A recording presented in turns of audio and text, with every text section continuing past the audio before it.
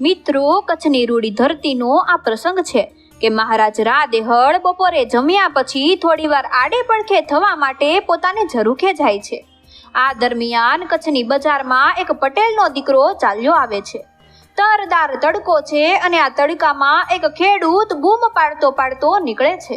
શું બોલે છે એ ખેડૂત કે હે રાજા, હે મારા બાપ, મને બચાવી લે. હું પટેલનો દીકરો છું, હું એક ખેડૂનો દીકરો છું. મને પણ મારી ઇજ્જત વાલી હોય. અરે ધરતીને ખેડીને, ધરતીને ચીરીને, ધરતીના પેટાળમાંથી અન્ન પેદા કરીને હું કમાઉં છું. હું ક્યારેય કોઈનું કંઈ ના લઉં અને આજે મારી આબરૂ જાય છે. મને એક શેઠ ખોટો પાડે છે અને મારી આબરૂ ઉપર ખોટા ઘા થાય છે. હે મારા બાપ, મને બચાવી લે. હે દેહળરા, મને બચાવી લ્યો.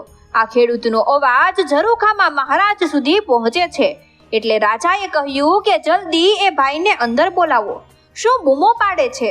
સાહેબ, આ પ્રસંગ ખૂબ જ સરસ છે, એટલે ખાસ સાંભળજો હો.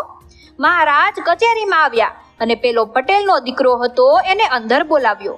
અરે ખેડૂતને બોલાવ્યા અને ખેડૂત અંદર આવીને રાજાને પગે લાગ્યા અને કહ્યું કે પ્રણામ મહારાજ, હું તમારા પ્રાંગણનો પટેલ છું.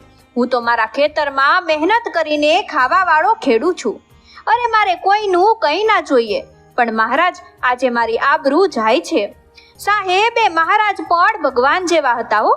તેમણે ખેડૂતને કહ્યું કે ભાઈ, શું થયું છે? માંડીને વાત કરો. જે હોય એ વાત કરો તો એનું નિવારણ આવશે.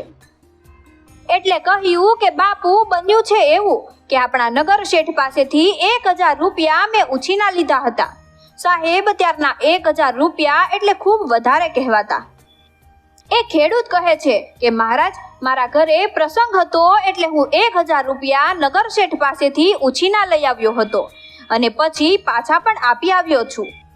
પણ હવે થયું છે એવું કે શેઠ માનવા તૈયાર જ નથી કે મેં એને પૈસા પાછા આપી દીધા છે. શેઠે મારી સાથે દગો કર્યો છે અને કહે છે કે તમે પૈસા પાછા નથી આપ્યા. મહારાજ, હું પટેલનો દીકરો છું. અરે ધરતીના પેટાળને ચીરીને હું પાછો કમાઈ લઉં. હું બીજી વાર પૈસા પાછા પણ આપી દઉં, પણ હું ખોટો નથી. એણે મને ખોટો પાડ્યો. હું સમાજમાં એમ બોલ્યો હતો કે મેં પૈસા પાછા આપી દીધા અને એમણે મને ખોટો પાડ્યો. મારી આબરૂનું શું? અરે હું ખેડૂનો દીકરો છું. મને મારી આબરૂથી વાલું બીજું કંઈ નથી. મારી આબરૂ જાય છે મહારાજ, તમે મારી મદદ કરો. ટૂંકમાં એ શેઠને કચેરીમાં બોલાવવામાં આવ્યા. શેઠને પૂછ્યું કે આ બધી શું વાત છે? એટલે શેઠ બોલ્યા કે અરે, મને પૈસા પાછા જ નથી આપ્યા, નહીં તો ખોટું થોડી બોલવાનું હોય.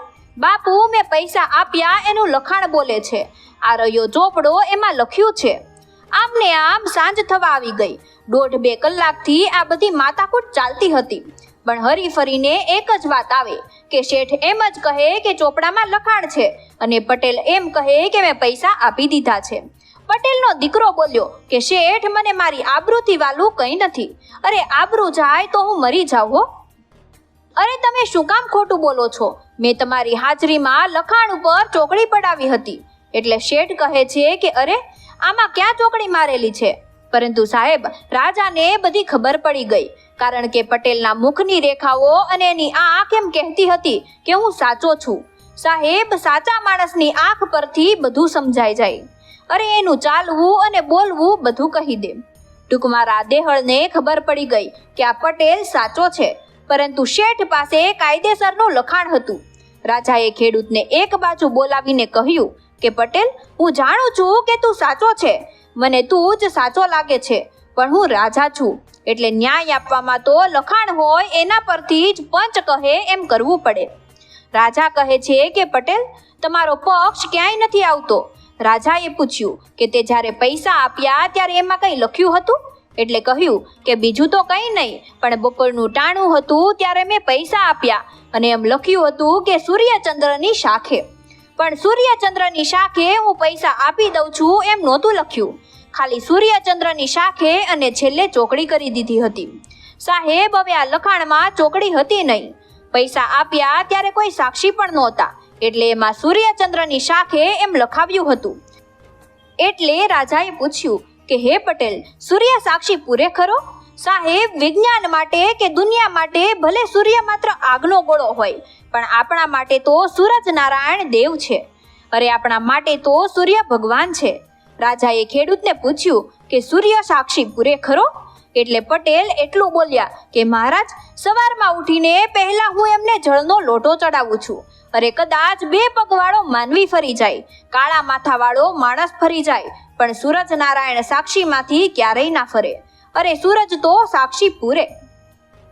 રાજા બોલ્યા કે પટેલ, સૂરજ સાક્ષી કેમ પૂરે? એટલું બોલતા જ રાજાને મનમાં એક વિચાર આવ્યો.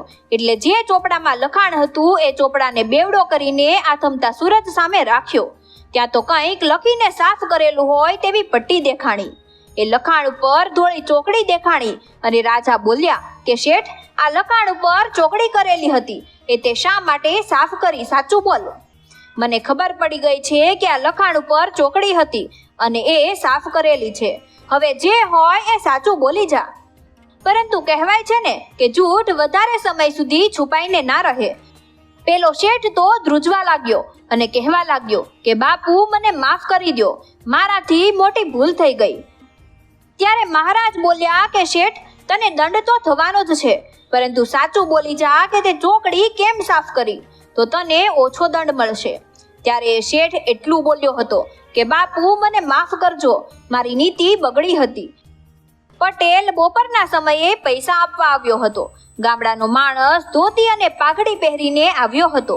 તે દિવસે મારી નીતિ ખરાબ થઈ હતી. મેં પૈસા ગણીને લઈ લીધા અને પછી પટેલે ચોપડામાં સૂર્યચંદ્રની શાખે લખીને માથે ચોકડી કરીને તે ફટાફટ જતા રહ્યા હતા. મહારાજ પછી તો પટેલ ડેલીમાંથી બહાર નીકળ્યો અને ત્યારે મેં આ ચોકડી સાફ કરી નાખી. મારી નીતિ ખરાબ થઈ હતી એટલે મેં આવું કર્યું હતું. પછી તો એમ કહેવાય કે રાજાએ શેઠને દંડ આપ્યો અને પટેલને ઇનામ આપ્યું. તે દિવસે સૂરજ નારાયણે એ ખેડૂતને એ પટેલને બચાવ્યા હતા. એટલે મિત્રો, કહેવાનો અર્થ એ છે કે જો તમે સાચા હોય ને તો સૂરજ નારાયણને પણ તમારી સાક્ષી પૂરવા આવવું પડે.